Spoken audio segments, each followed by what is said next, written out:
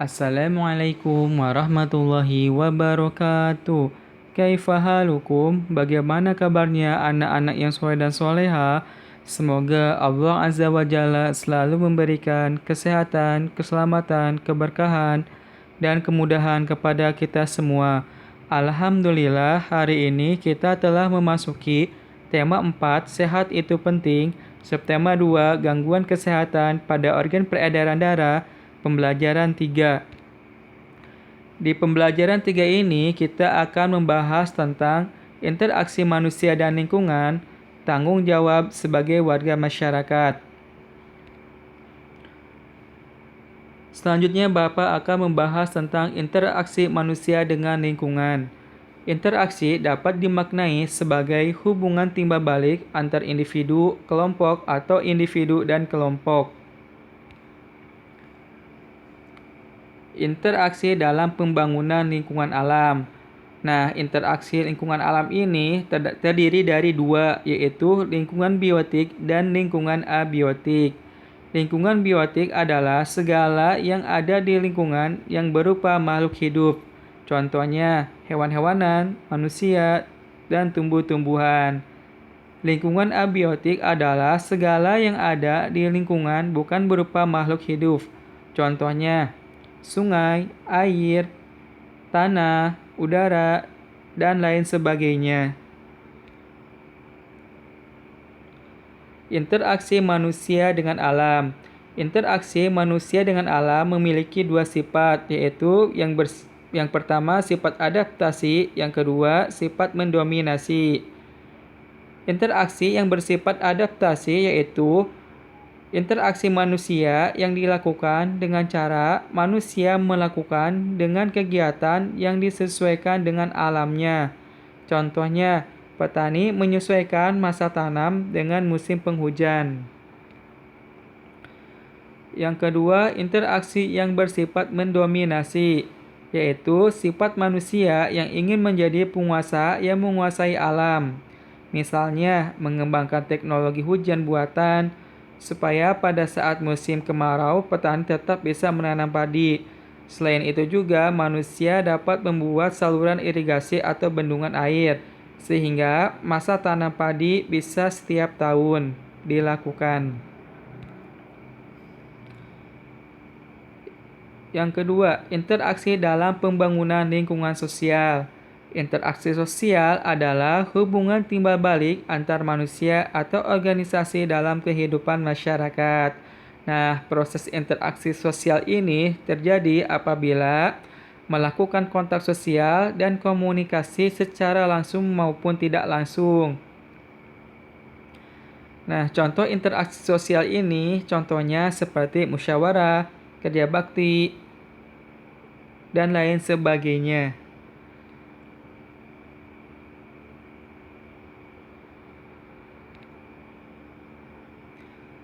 Faktor-faktor penyebab terjadinya interaksi lingkungan sosial. Di antaranya, yang pertama, peniruan atau imitasi. Interaksi ini terjadi ketika seseorang atau kelompok meniru orang apa yang dilakukan orang atau kelompok lain. Yang kedua, pengaruh atau sugesti.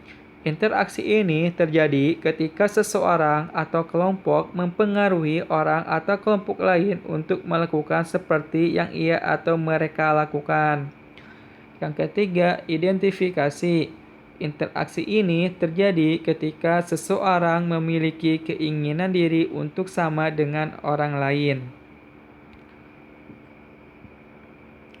Dan yang keempat, simpati. Simpati ini terjadi ketika seseorang merasa tertarik dengan sesuatu yang dilakukan orang lain sehingga ia melakukan sama dengan melakukan orang lain. 3. Interaksi dalam pembangunan lingkungan budaya. Nah, interaksi dalam pembangunan lingkungan budaya ini terdapat unsur-unsur kebudayaan. Nah, unsur-unsur kebudayaan ini diantaranya adat istiadat, aturan, nilai, kepercayaan, norma, dan perilaku. Ketika seseorang berinteraksi dengan lingkungan sosial, secara bersamaan ia akan berinteraksi dengan budayanya. Yang keempat, interaksi dalam pembangunan lingkungan ekonomi. Interaksi dalam pembangunan lingkungan ekonomi ini terdapat kegiatan ekonomi. Nah, kegiatan ekonomi ini seperti produksi, distribusi, dan konsumsi. Kegiatan tersebut akan terjadi interaksi. Contohnya, para pembeli pergi ke pasar. Nah, pasar sebagai tempat distribusi. Nah, di pasar ini maka akan terjadi sistem tawar-menawar. Nah, tawar-menawar ini merupakan interaksi manusia dalam pembangunan lingkungan ekonomi. Selanjutnya, Bapak akan membahas tentang tanggung jawab sebagai warga masyarakat. Kewajiban, hak, dan tanggung jawab di lingkungan alam. Kewajiban masyarakat atau manusia terhadap lingkungan alam diantaranya melestarikan lingkungan, membersihkan lingkungan, memelihara lingkungan, dan lain-lain. Hak manusia atau masyarakat terhadap lingkungan alam yaitu bebas dari pencemaran lingkungan dan menikmati lingkungan segar, serta tanggung jawab manusia terhadap lingkungan alam diantaranya memelihara kebersihan lingkungan, menjaga kelestarian lingkungan, dan menggunakan teknologi ramah lingkungan. Yang kedua, kewajiban, hak, dan tanggung jawab di lingkungan sosial. Kewajiban masyarakat atau manusia terhadap lingkungan sosial diantaranya tidak mencemarkan nama orang lain atau kelompok, bersimpati dan berempati kepada orang lain, serta melaksanakan tata tertib yang telah disepakati.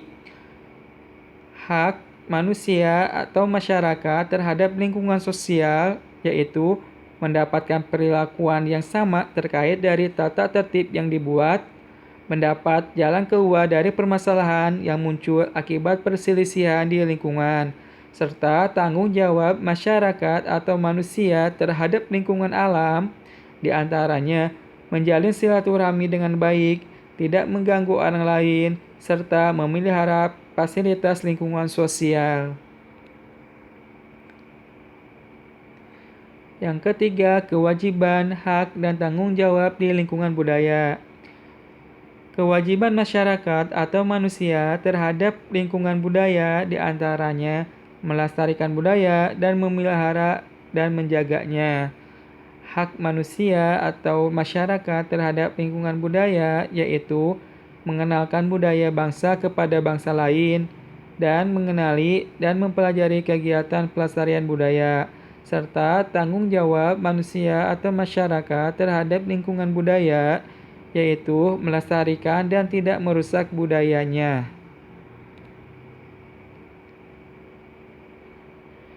Nah, materi pembelajaran telah disampaikan. Nah, tugas pembelajaran 2 yaitu mengamati lingkungan sekitar.